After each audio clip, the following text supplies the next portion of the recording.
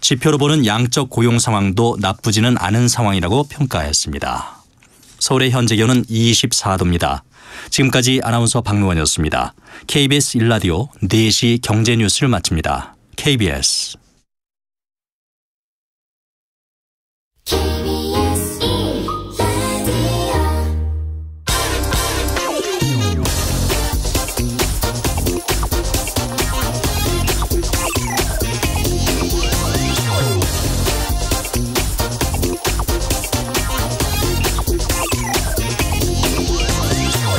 서구 선진국의 청소년들이 사교육 부담 없이 학창 시절을 건강하게 보내는 거 우리 참 부러워합니다.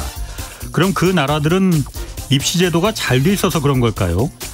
입시 제도가 아니라 임금 구조의 차이, 즉 가방끈 길이에 따라서 극심한 임금 격차가 있는지 없는지가 이 교육 문제의 근본 원인입니다. 미국의 부모나 독일 부모나 또 한국의 부모나 자식이 공부 잘하길 바라는 마음은 똑같겠지만 그렇다고 모든 아이들이 공부를 다 좋아하고 잘할 수는 없을 겁니다. 다만 공부에 흥미가 없다면 자신이 좋아하는 일 열심히 하면 그게 벽돌 쌓는 일이든 배관공이든 또 자동차 정비사든 열심히 땀 흘려서 일하면 얼마든지 중산층이 될 수 있다는 그 믿음이 서구 사회에는 있기 때문에 아이들이 행복한 청소년기를 보낼 수 있는 겁니다. 오늘 정부가 사교육 경감 방침을 발표했습니다. 지난 수십 년간 이렇게 저렇게 입시 제도도 바꿔보고 또 이상한 고등학교들도 많이 만들고 해봤지만 교육 문제는 풀 수 없다는 사실 우리 모두 잘 알고 있습니다. 학교를 졸업하고 노동시장으로 나갔을 때 겪게 되는 극심한 임금 격차가 이 교육 문제의 본질입니다. 왜곡된 임금 격차의 문제를 해결하는 것이 이 교육의 탈을 쓴 사육시장에서 우리 아이들을 탈출시킬 수 있는 근본적인 처방입니다. 네, 경제와 정의를 다잡는 홍반장, 저는 KBS 기자 홍사원입니다. 홍사원의 경제쇼 출발하겠습니다. 유튜브 오늘도 함께 갑시다.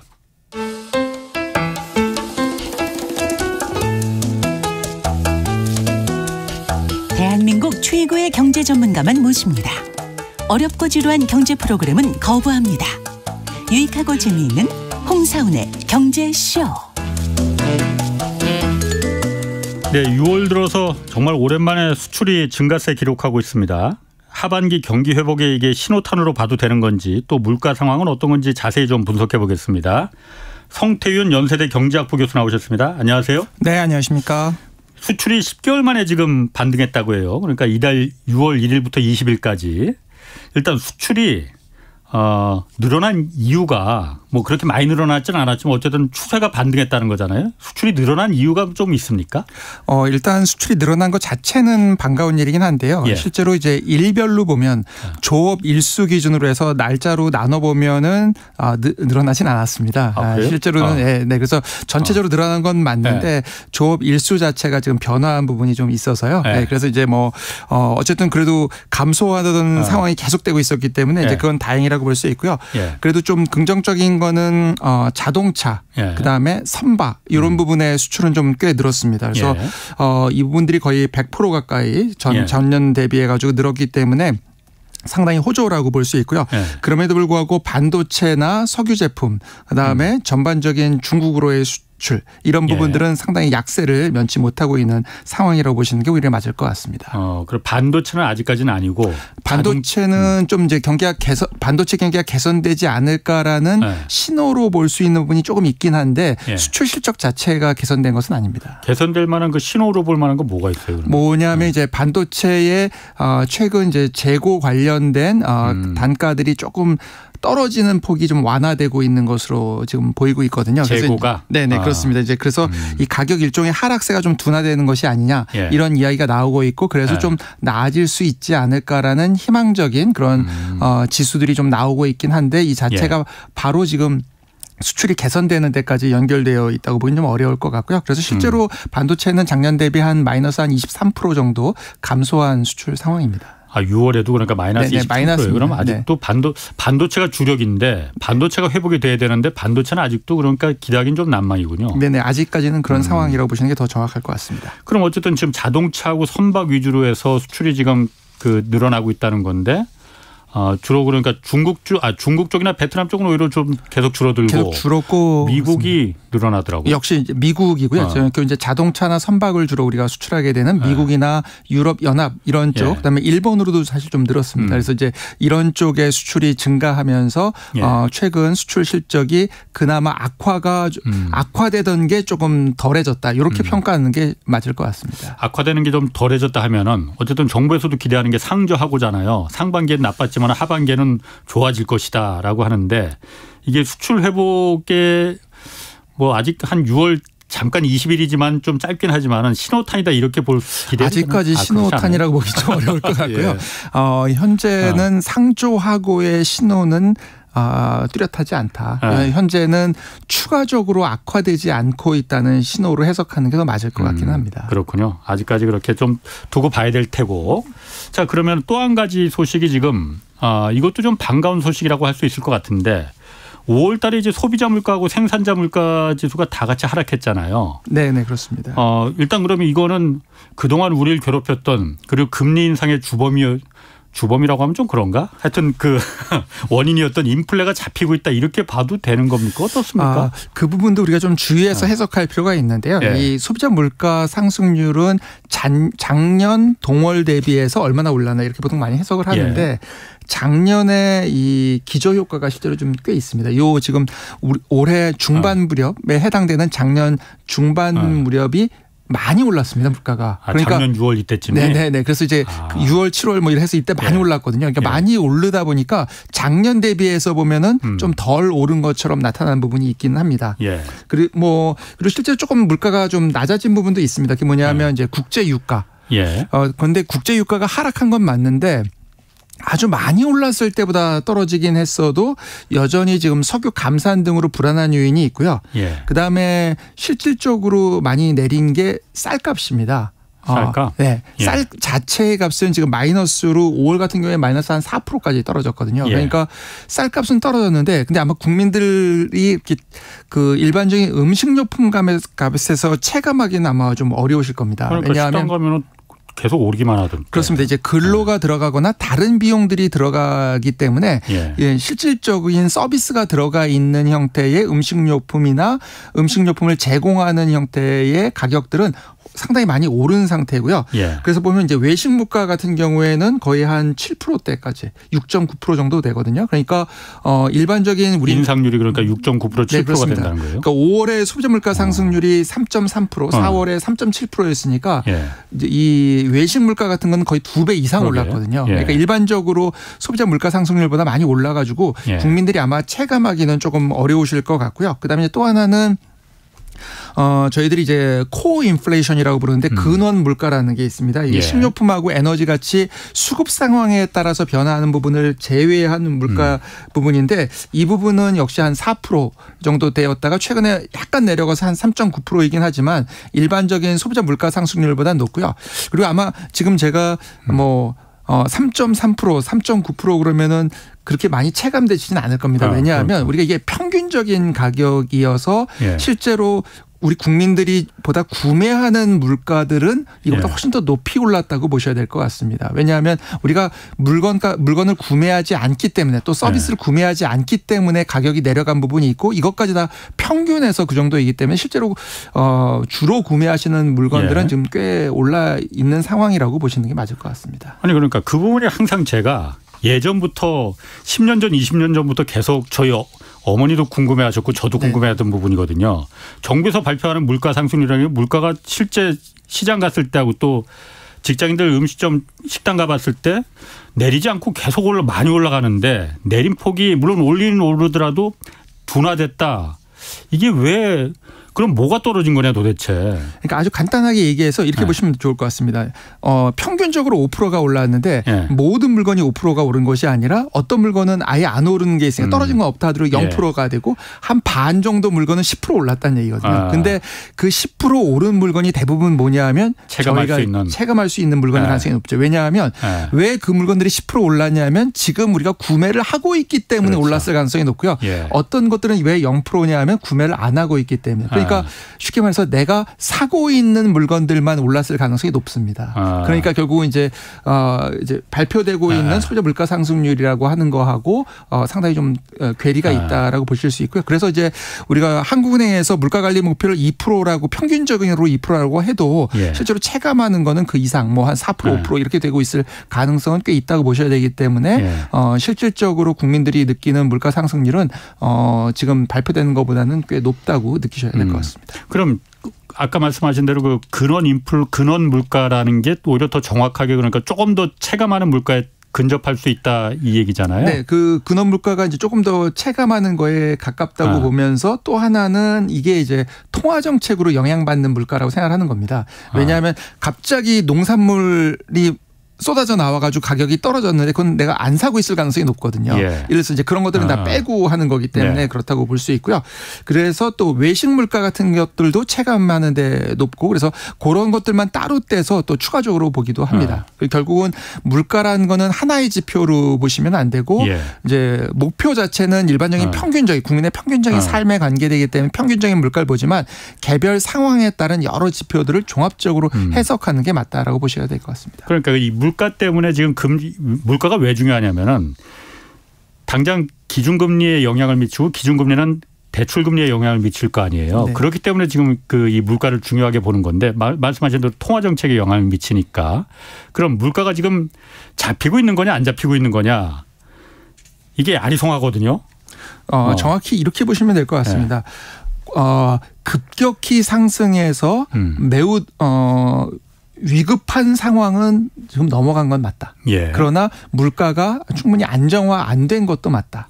왜냐하면 이 물가 안정화가 안 된 거를 우리가 인식하는 게 중요한 게 물가가 안정화됐다고 생각하고 다시 돈을 푸는 정책을 잘못하면은 물가가 불붙는 경우가 있거든요. 이렇게 되면은 걷잡을 수가 없기 때문에 과거에도 그런 적이 있었죠. 네, 그렇습니다. 그래서 이게 병이 재발되는 상황이 되고 재발됐을 때 관리가 더 어려울 수 있기 때문에 그래서 계속해서 물가 얘기를 하는 거고요. 미국에서도 이번에 금리를 인상을 하지 않았음에도 불구하고 사실상 이제 긴축적 동결이라고 부를 정도로 계속해서 금리를 올릴 수 있고 물가를 안정시키기 위한 노력을 하겠다고 얘기하는 게 미국도 지금 소비자 물가 상승률이 한 4% 정도로 한 2년 만에 조금 내려온 건 사실입니다. 옛날에 막 10% 넘으려고 하는 순간이었기 때문에 엄청나게 물가를 잡기 위해서 그 금리를 세게 올렸었거든요.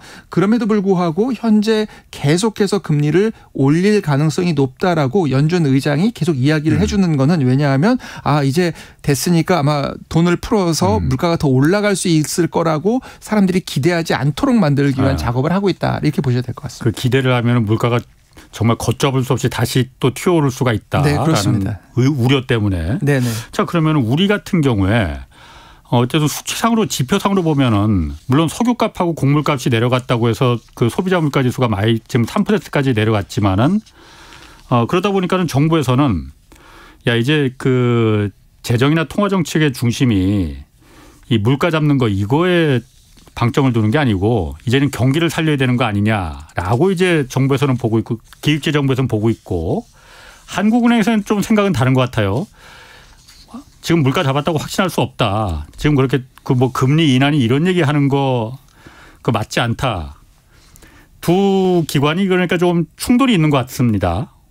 성 교수님이 보시기에는 어느 쪽이 옳습니까? 현재 상황에서는 지금 말씀드린 것처럼 아마 수적으로는 다음 달이나 이런 때 되면 조금 더 내려갈 겁니다. 왜냐하면 말씀드린 것처럼 작년에 그 무렵에 그러니까 중반 무렵이 물가가 워낙 세게 올라가지고 근데 이게 실제로는 물가가 내려간 게 아니고 작년에 기저효과를 반영할 가능성이 높거든요. 그래서 이제 이 신호를 보고 물가가 안정됐다고 생각해서 돈을 푸는 작업을 잘못하면은 제가 보기에는 물가가 실제로 상당히 올라갈 가능성이 있기 때문에 여전히 지금 돈을 풀어서 경기 부양하는 거에 대해서는 좀 주의하시는 게 맞다라고 봐야 될 것 같습니다. 그럼 한국은행이 맞는 거예요, 그러면은? 그러니까 지금 입장은 뭐 한국은행의 입장이 정확히 그렇다라고 뭐 명시적으로 아마 한국은행에서 그렇게 얘기하지는 않았을 것 같긴 하고요. 그러나 이제 지금 그런 입장이 더 맞다고 보셔야 될 것 같습니다. 그러니까 지금 아직은 물가를 관리해야 할 타이밍이지 경기를 섣불리 부양하고 이럴 타이밍은 아니다. 네, 그렇습니다. 그렇군요. 이게 또 그 뒷받침해 주는 게 유럽하고 호주 또 캐나다가 기준금리를 다시 인상하기 시작했잖아요. 멈췄다가 특히 영국은 0.5%포인트까지 그냥 그 빅스텝으로 다시 올렸는데 미국도 역시 마찬가지로 아까 잠깐 말씀하셨지만은 미국 중앙은행인 연방준비제도가 지난번에 금리 인상을 이제 그 멈추긴 했지만은 앞으로 올해 안에 최소한 2번은 더 올려야만이 지금의 경제 상황으로 봤을 때 맞는 거다. 지금의 경제 상황으로 봤을 때 이건 우리 그러니까 그 행정부가 생각하는 거하고 좀 차이가 있는 거 아닌가? 그렇다고 보셔야 될 것 같습니다. 네. 왜냐하면 연준 의장이 우리가 계속 이걸 급격히 올리기 어렵기 때문에 이번에 일종의 금리 인상을 잠깐 쉬지만 금리 인상이 중지됐다고 생각하거나 금리 인하 방향이라고 생각하는 것에 대한 우려를 여러 차례 지금 표명을 한 상태고요. 다른 나라 지금 중앙은행들은 여전히 그 금리를 올리고 있는 상황입니다. 그래서 최근에 이제 영국의 중앙은행인 뱅크 오브 잉글랜드 영란은행이라고 보통 저희들이 부르는데 여기는 0.5%포인트를 인상을 했습니다. 왜냐하면 이제 영국의 소비자 물가 상승률이 여전히 지금 꽤 높은 상황이거든요. 그래서 여기는 뭐 우리나 미국보다 더 높습니다. 그러다 보니까 50bp라고 불리는 0.5%포인트 인상을 단행을 했고요. 노르웨이 역시 지금 0.5%포인트 즉 50bp라는 보통 저희들이 부르는 거를 인상을 했고 스위스 중앙은행도 올렸고 그다음에 뭐 캐나다, 오스트레일리아 할 거 없이 지금 계속해서 금리를 올리고 있는 상황입니다. 그래서 지금 최근에 보면은 또 하나 이제 기존의 과거에는 이제 아마 행정부의 그런 이슈 때문에 그 튀르키예 이제 우리가 터키라고 이제 과거에 불렀던 이제 튀르키예 같은 경우에는 금리를 올려야 되는 상황임에도 불구하고 행정부의 압력으로 막 금리를 낮추다 보니까 물가가 너무 올라가지고 뭐 거의 80% 막 육박하게 물가가 올라버리고 이랬거든요. 그러니까 이게 걷잡을 수가 없어서 지금 중앙은행 총재가 바뀐 다음에 이제 중앙은행 총재가 일종의 이제 뭐 저희들이 이제 통상적인 경제 이렇게 분석을 하는 분으로 바뀌었거든요. 그런 다음에는 지금은 금리를 대폭적으로 올려가지고 지금 한 8.5%였던 게 지금 한 15%까지 이렇게 올렸습니다. 그래서 거의 2배로 만들어가지고 일단 물가를 진정시키기 위한 작업을 하고 있다고 보셔야 될 것 같고요. 미국뿐만 아니라 대부분의 국가, 우리나라는 지금 이제 3.5%가 기준금리인데 뭐 캐나다, 호주, 영국, 뉴질랜드, 노르웨이 뭐 미국 말할 거 없이 지금 대부분 국가들이 우리보다는 지금 기준금리가 다 높은 상황입니다. 그리고 특히 우리가 미국에 비해서는 지금 기준금리가 역전되어 있는 그러니까 통상적으로는 우리나라 경제가 미국 경제보다는 조금 더 위험한 경제라고 생각하기 때문에 일종의 위험 프리미엄을 줘야 돼서 우리나라 이자율이 더 높다고 생각하는데 이제 그렇지 않은 상태가 좀 꽤 지속되고 있기 때문에 뭐 지금 당장 무슨 위기가 난다 이런 말은 아니지만 혹시라도 금융시장에 이슈가 생기게 되면 이게 상당히 불안해질 수 있어서 어느 정도 현재는 뭐 아까 말씀드린 것처럼 금리를 낮춰서 뭐 경기를 부양하는 이런 단계로 보기는 조금 어렵지 않을까 생각이 듭니다. 그런데 이게 제가 보면은 서구 뭐 미국이나 뭐 캐나다 뭐 영국 이런 나라 유럽 같은 나라든 지금 금리를 멈췄다가 다시 올린다고 하지만은 뭐 우리 이웃인 중국이나 일본 보더라도 중국 지금 오히려 기준금리 내리고 있어요. 그리고 일본은 뭐 워낙 원래 그 올리질 않았으니까 이런 상태잖아요. 그럼 우리도 물가가 어쨌든 지표상으로 보면 근원 물가는 안 떨어지고 있지만은 석유값 떨어지고 곡물값 떨어지고 그러니까 소비자 물가는 좀 떨어졌는데 3%까지 떨어졌는데 아직 2%까지 간 건 아니지만은 여기서 그러면은 경기가 지금 그렇게 안 좋다고 하니 경기 부양으로 금리 내려서 경기를 좀 부양하고 이러면은 되는 거 아니야? 행정부도 그런 생각을 하고 있는 것 같아요. 그래서 경기 부양을 지금 할 때다 물가 안정보다라는 생각을 하는데 지금 경기 부양을 하면은 문제가 생길 가능성이 매우 높습니까 그러면은? 그러니까 아주 중요한 질문이신데 우리가 이제 중국의 경우에는 사실상 이제 돈을 푸는 정책을 하고 있지 않냐 이렇게 생각할 수가 있습니다. 근데 이제 우리가 항상 생각해야 되는 게 중국은 외환 시장이 통제된 국가입니다. 그렇죠. 그러니까 기본적으로 자본의 자유로운 유출입이 이루어지는 국가가 아니거든요. 그런 경우에는 이제 일종의 통화 정책이 조금 더 독립적으로 움직일 수 있는 여지가 있습니다. 그리고 지금 중국의 경기가 생각만큼 회복이 안 되고 있거든요. 그래서 이제 그런 것들을 반영을 해서 하고 있는데 우리나라는 기본적으로 자본의 유출입이 근본적으로는 자유로운 국가입니다. 그렇죠. 그래서 이제 근본적으로 자유롭기 때문에 그래서 IMF도 터졌잖아요. 네네 뭐 그런 네. 이제 자유로운 자본의 유출입을 네. 가지고 있는 국가가 미국과 같은 주요 국가와의 금리 역전이 장기간 지속되는 거는 외환시장을 불안하게 만드는 건 사실이고요. 예. 최근에 조금 안정화가 되긴 했지만 우리나라 통화가 1달러에 1,000원 내지 1달러에 뭐 1,100원 정도 하던 통화인데 1달러에 1,300원 되어 있는 이유가 실제로는 이 기준금리에 역전되어 있는 상황, 즉 우리가 한 1.75%포인트 정도 미국보다 지금 낮게 금리를 유지하고 있는 것과 매우 관련이 높습니다. 그렇기 때문에 우리가 중국하고 비교하는데 좀 어려움이 있다고 보셔야 될 것 같고요. 그다음에 이제 일본 같은 경우는 일본 자체에 대한 뭐 장기적인 좀 신뢰가 우리보다는 조금 더 있다고 보셔도 될 것 같고, 그다음에 일본은 어쨌든 이 구로다 총리 이전에 구로다 총리 시절에 총재 시절에 일본은행 총재 시절에 이게 돈의 가치를 떨어뜨려서 했던 뭐 잘 아시다시피 이제 아베노믹스고요. 그 아베노믹스를 기본적으로 현재 유지하고 있으면서도 대폭적인 이제 자금 유출이나 이런 문제가, 왜냐하면 이제 일본 경제와 미국 경제를 비교했을 때 상대적으로 안정적이라고 보고 있기 때문에 그렇게 이제 큰 문제가 있는 것으로 보지는 않고 있고, 그래서 이제 그런 관점에서 보면 우리의 경우에 지금 당장 뭐 위기가 발생하다 이런 말은 아니지만 그럼에도 불구하고 지나치게 이 금리 역전된 폭이 유지되는 것을 방지하거나 또 대폭적으로 또 금리를 낮춰서 대응을 하게 되면 이걸 더 악화시킬 수도 있기 때문에 이제 그런 관점에서 훨씬 더 중국이나 일본과는 다르게 접근할 필요가 있지 않나 생각이 듭니다. 그러니까 지금 금리 조금 이제 물가 좀 잡히는 것 같다고 해서 섣불리 금리에 대해서 방향을 결정하면 큰일 난다 이렇게 그냥 이해하면 되는 거죠. 그래서 여기서 돈을 푸는 정책을 잘못하면 좀 위험할 수 있다 이렇게 볼 수 있습니다. 또 한 가지 제가 좀 이해 못하는 게 어쨌든 기준금리가 시중 은행들의 대출금리나 예금금리나 이거하고도 다 연결은 가장 기본이 되는 기준이 되는 금리잖아요. 네, 그렇습니다. 근데 지금 보면은 우리가 한국은행이 기준금리를 올릴 때는 정부 뭐 신한은행이나 우리은행에서 받는 그 대출금리 같은 거, 주택담보대출금리 같은 거 오히려 내려갔잖아요. 그때는 뭐 하단이 3%까지 내려간 적이 있었어요. 물론 그게 뭐 은행이 내리고 싶어서 내린 게 아니고 정부가 좀 상생금융이다 해서 뭐 좀 내려줘 했던 요구한 것도 있었던 것 같고, 근데 어쨌든 내려갔습니다. 기준금리 올라갈 때는. 그런데 지금은 기준금리를 한국은행이 계속 3번 연속쯤 동결하고 있잖아요. 그런데 주택담보대출금리는 또 요즘 보면은 다시 올라가고 있거든요. 거꾸로 간단 말이에요.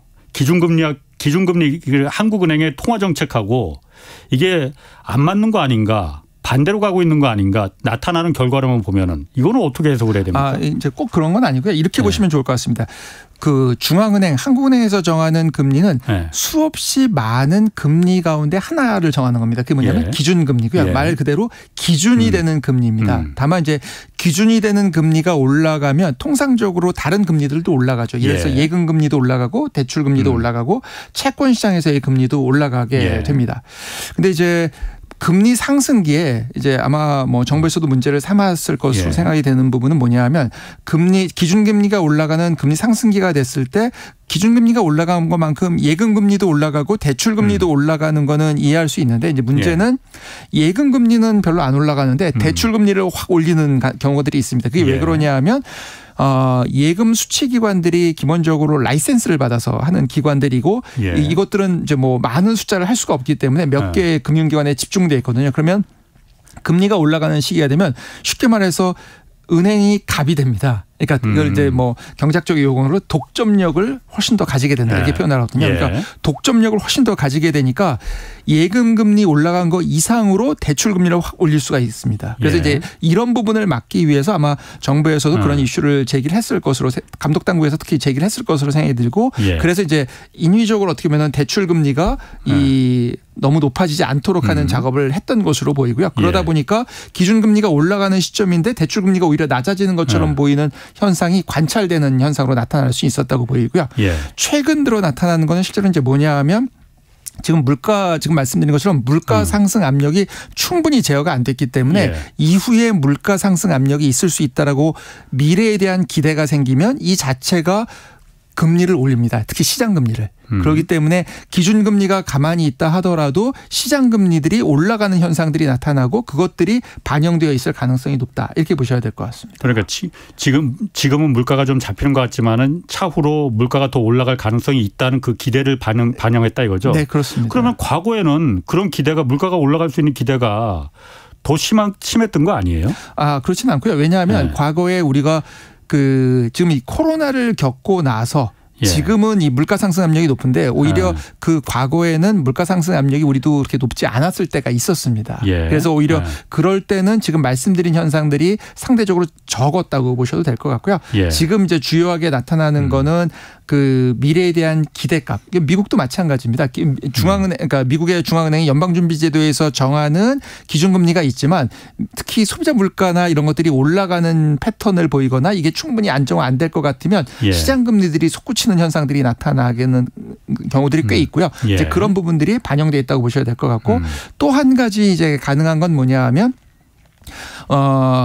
금융기관 가운데에서도 조금 더 위험도가 높은 금융기관이 있습니다. 이제 예를 들어서 우리가 뭐 4대 시중은행도 있지만 예를 들어서 저축은행도 있을 수 있고 다른 은행들도 있을 수 있죠. 이렇게 신용도가 떨어지는 부분들의 신용 위험이 높아진다고 생각하면 그 해당 금융기관이 자금을 조달하거나 아니면 그 해당 금융기관에서 대출을 해주거나 할 때 금리가 높아지게 되거든요. 그렇겠죠. 그래서 이런 부분들이 이제 신용 위험도가 전반적으로 경제에 높아질 수 있는 가능성이 있다라고 생각하면 이런 부분들이 금리를 끌어올리는 경우도 있습니다. 그래서 요거를 뭐 지금 당장 요 요인 때문이다 저 요인 때문이다라고 말씀드릴 수는 없지만 이런 요인들이 다각적으로 작용할 수 있고 그것들이 기준금리의 움직임과 좀 다른 움직임을 만들어낼 수도 있다 이렇게 보셔야 될 것 같습니다. 그래요. 그러면은 지금 주택담보대출 뭐 사람들이 가장 요즘 관심 많은 게 주택담보대출 금리니까 이게 지금 올라가고 있단 말이에요. 그러니까 한동안 떨어지다가 그러면 앞으로는 이게 더 올라갈 거나 떨어질 거나 이게 사실 가장 관심일 거 아니에요.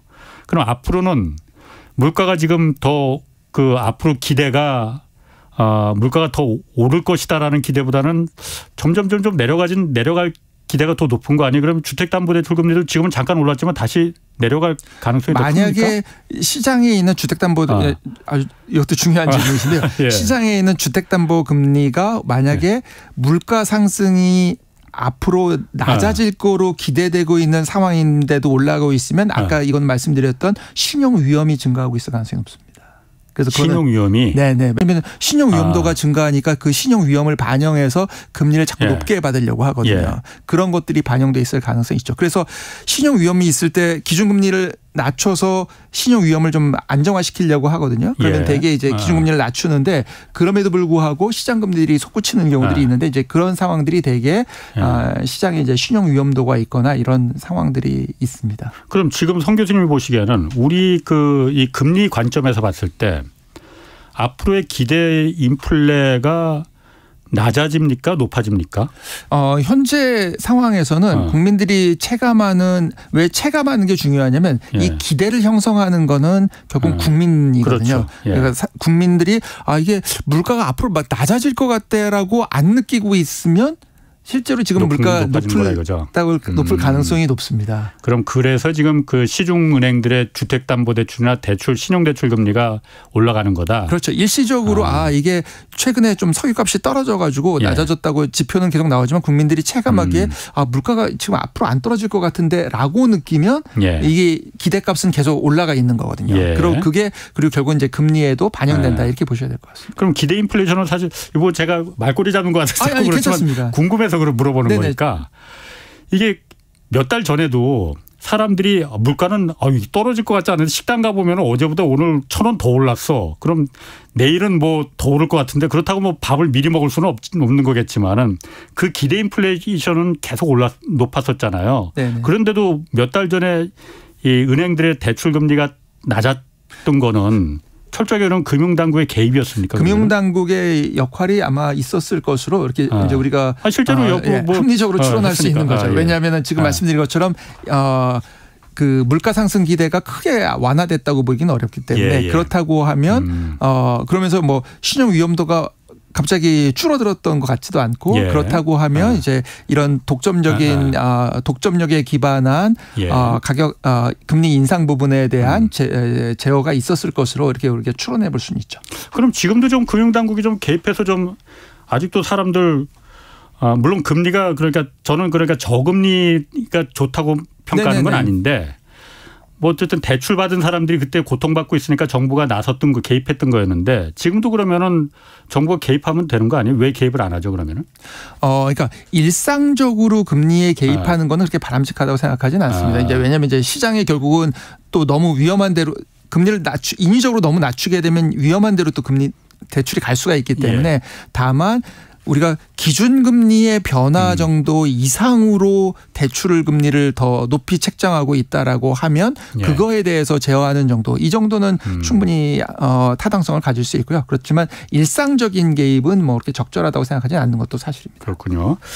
라면값도 좀 짚어봐야 돼요. 왜냐하면 라면값 얘기가 갑자기 튀어나온 게 얼마 전에 그 KBS 일요진단에서 추경호 경제부총리 거기 출연했는데 성 교수님도 거기 같이 출연하셨어요. 네네. 그때 갑자기 라면값 얘기가 나왔잖아요. 그래서 라면값 내려야 한다. 부총리가 이제 발언을 했는데 일단 국제 곡물 가격 특히 밀 가격이 지금 많이 내려갔으니까 라면을 밀가루로 만드는데 당연히 라면값도 내려야 되는 거 아니야?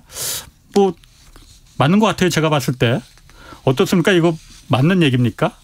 왜 안 내리고 있는 건지 그런데 라면사들은. 그러니까 이렇게 말씀드리면 맞지 않은 생각이 듭니다.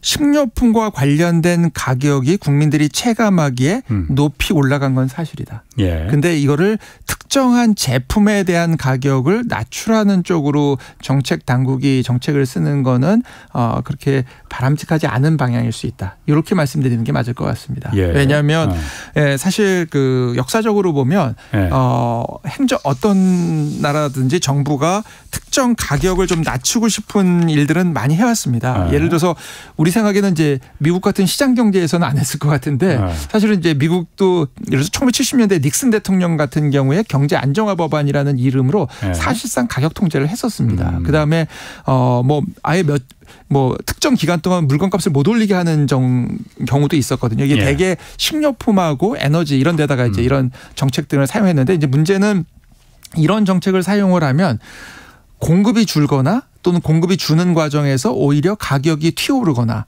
이런 상황들이 발생할 수 있어서 그렇게 바람직하다고 생각하지는 않고요.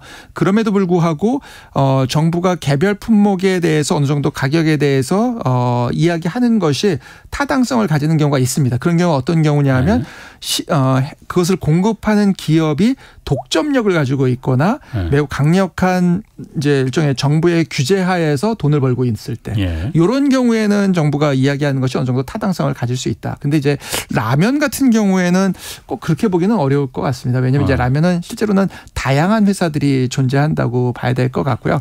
물론 이제 어떤 브랜드에 따른 독점력이 있을 수 있으나 그거는 이제 브랜드 자체에 따른 독점력 이라고 하는 부분까지 정부에서 개입하는 거는 그렇게 바람직하다고 보기는 어렵고 실제로 라면 같은 경우 매출 원가율이 최근에 그렇게 크게 오른 것으로 보이지는 않습니다. 그럼에도 불구하고 아마 이 얘기가 나온 거는 밀가루 가격이 낮아졌으니까 왜 라면 값을 안 내주냐 이런 얘기였을 것으로 저는 생각이 듭니다.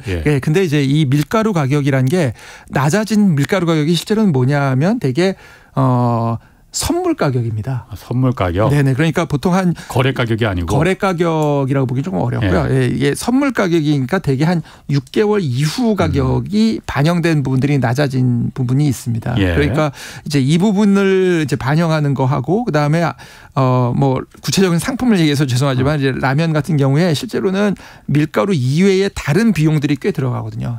지금 다른 비용? 네, 예를 들면 스프 말씀하시는 건가? 실제로는 우리가 이제 중요한 것 중에 하나가 음식점에서 식료품을 공급할 때 우리는 대개 어떻게 생각을 하시냐 하면 이 원자재 즉 쌀이나 밀이나 아니면 이런 게 주요할 거로 생각하는데 이거 말고 실제로 많은 부분이 인건비와 다른 비용들인 경우들이 많습니다. 임대료도 그렇고 이 밀 같은 경우도 이게 밀 자체 가격 도 중요한데 이 밀을 사와야 되니까 실제로는 국제 해운 운송 가격 이런 게 엄청 중요하거든요.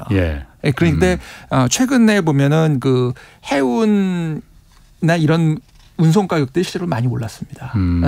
그래서 이제 이런 부분들이 다 반영되기 때문에 그게 생각만큼 매출 원가가 안 떨어졌을 가능성도 사실은 존재합니다. 그럼에도 불구하고 그럼에도 불구하고 예. 어쨌든 이제 주된 성분으로 보이는 게 가격이 떨어졌으니까 왜 이제 오를 때는 그 즉각 반영을 했는데 이제 떨어질 때는 예. 이제 반영을 안 하냐 이런 이야기는 뭐 충분히 나올 수 있는 개연성이 있다고 보고요. 예. 이제 그런 관점에서 아마 뭐 지적을 했을 수는 있다고 생각이 듭니다.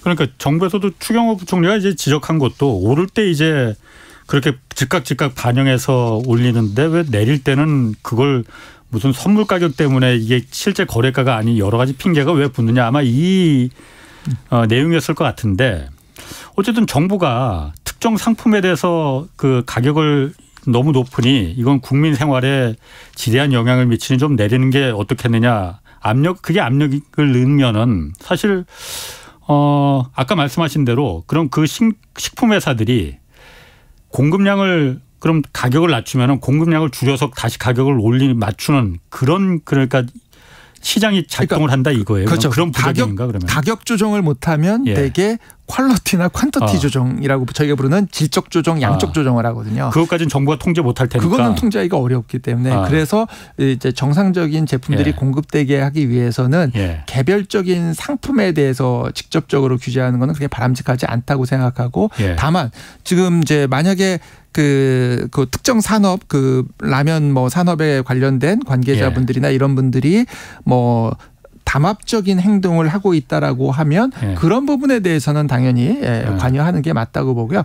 오히려 제가 보기에는 이제 그런 부분보다 정부의 이제 일종의 라이센스 허가를 받고 하는 또는 이제 정부가 공적으로 사실상 영향을 미치고 있는 이제 이런 부분에서 좀 더 역할을 하도록 하시는 게 맞지 않을까 이렇게 생각됩니다. 그러니까 그 부분이 그때 일요진단에 제가 봤는데 그때 이거 하면서 마지막에 그 얘기를 하셨더라고요. 그러니까 라면 같은 품목들 이거 시장 경제에 이미 노출이 돼 있는데 이거 말고 실제 문제는 경쟁에 노출되지 않은 그 독점적인 힘을 시장에 가지고 있는 이런 기업들이 문제다라고 그냥 얘기를 하셨거든요.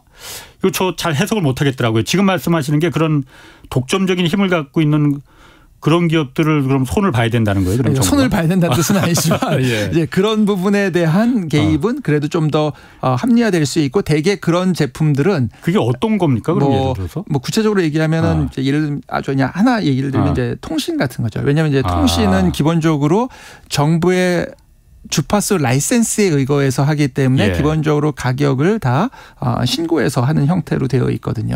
그리고 국민들 예를 들면 이제 사용 비중도 높기 때문에 그러니까 이제 이런 것들 그리고 이제 이거는 실제로 이제 딱 몇 개 회사만 할 수가 있으니까 예를 들면 이제 그런 경우에는 오히려 정부가 어느 정도 가격에 대해서 이야기하는 것이 좀 더 합리성을 가질 수가 있는데 이제 라면 같은 거는 실제로 많은 그냥 회사들이 공급하는 물건이거든요. 뭐 이제 뭐 빵도 그렇고 예를 들면 이제 그런 의미로 말씀드린 거고요. 말하자면 뭐 음식점도 마찬가지 아니겠습니까? 그러니까 뭐 우리가 다양한 형태의 해장국밥을 국밥을 판다라고 했을 때 그거는 실제로는 엄청 경쟁에 노출돼 있다고 보시는 게 맞을 것 같습니다. 그래서 이제 경쟁에 많이 노출된 산업에 구체적으로 관여하는 것보다는 정부가 그 역할을 실제로 할 수 있는 그런 산업을 통해서 국민들이 물가가 너무 오르지 않고 있구나 아니면 오히려 국민 부담이 좀 줄어드는구나 이런 이제 갖게 하는 게 맞고요. 그런 의미 때문에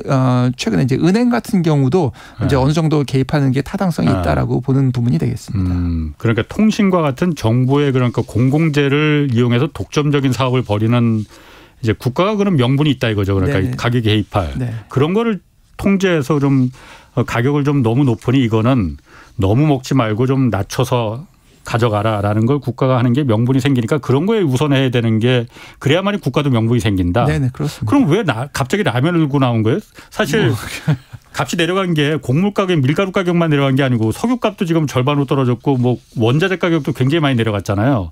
그럼 공산품 가격도 내려가라고 하는 게 맞을 것 같은데 왜 갑자기 라면을? 네, 아무래도 이제 라면은 이제 식료품이니까 국민들에게 조금 더 가깝게 느껴지지 않았을까 이렇게 생각이 들긴 합니다만 뭐 구체적으로 왜 이야기가 나왔는지까지는 뭐 제가 말씀드리긴 어렵지 않을까 생각이 듭니다. 그러니까 가장 많이 뭐 제2의 식량이다 뭐 이러니까는 이제 그런 부분에 대해서 좀 국민 부담을 좀 경감시켜 주자 이런 취지에서 했을 수 있겠다라는 부분. 자 그리고 또 한 가지 그 한전이 3분기 전기요금 동결 결정했습니다. 이게 어쨌든 물가 상승에 대한 부담이 있으니까 이럴 수밖에 없을 것 같다라는 배경은 좀 이해가 가는데 이게 일단 적절한 결정이었습니까? 아니면 어쩔 수 없는 결정이었는지.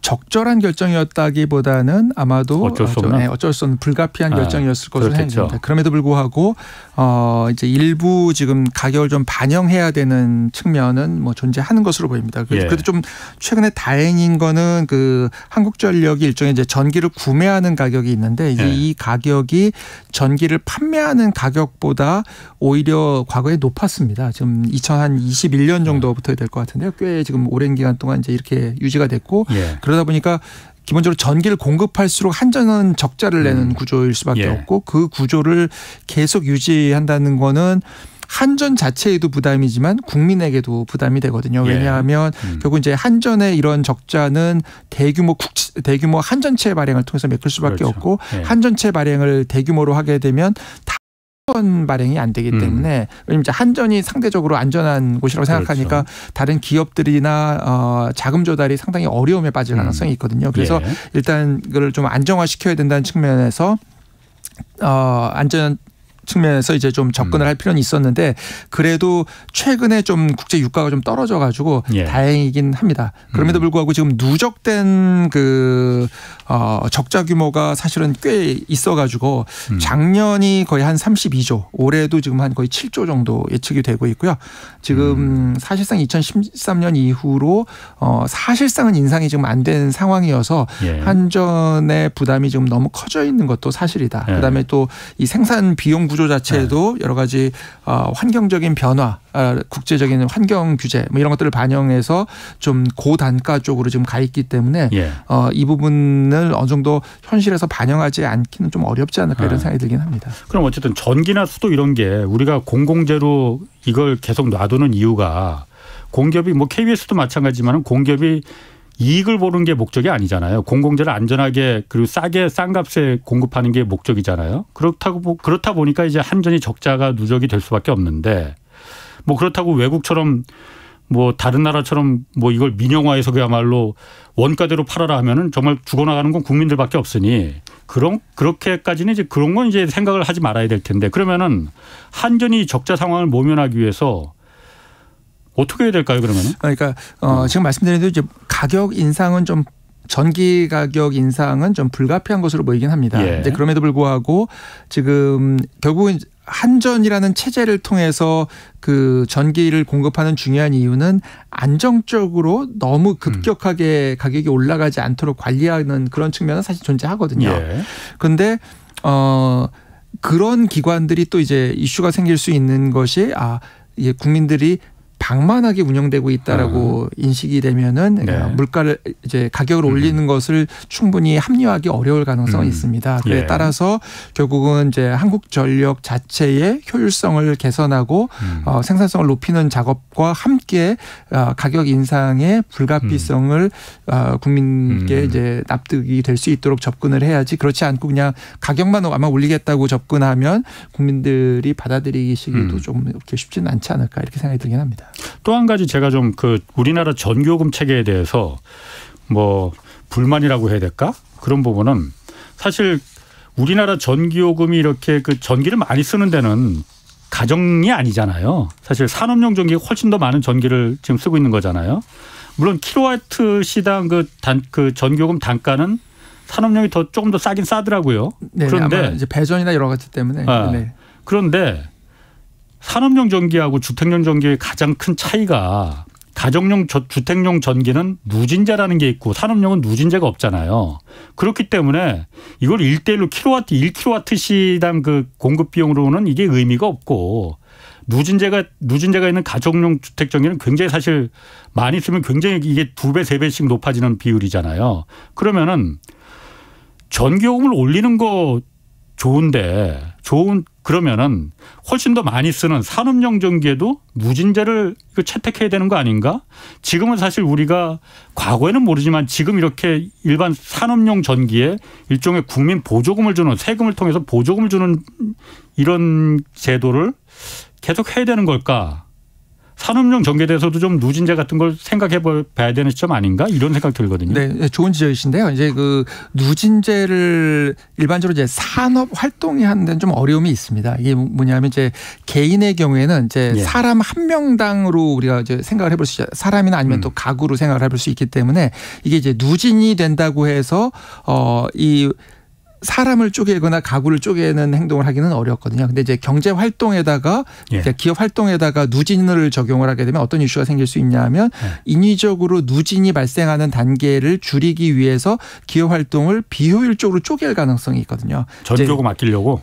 그러니까 전기요금이 만약에 중요한 파트가 되면 이제 그렇게 될 가능성이 있기.